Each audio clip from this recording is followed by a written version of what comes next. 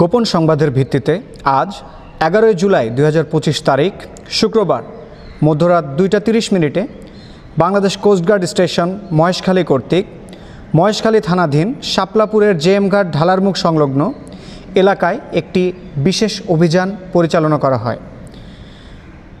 অভিযান চলাকালীন উক্ত এলাকায় অবস্থানরত ডাকাত সদস্যরা কোস্টগার্ডের উপস্থিতি টের পেয়ে বিক্ষিপ্তভাবে গহীন পাহাড়ের দিকে পালাতে থাকে।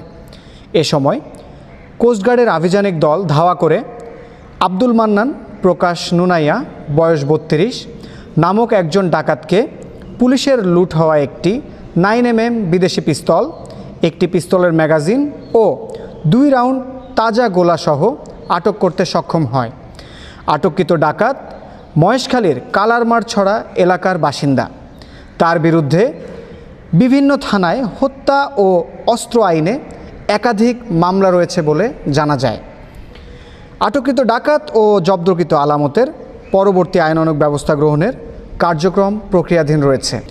কোস্টগার্ড কর্তৃক ভবিষ্যতেও এ ধরনের অভিযান অব্যাহত থাকবে।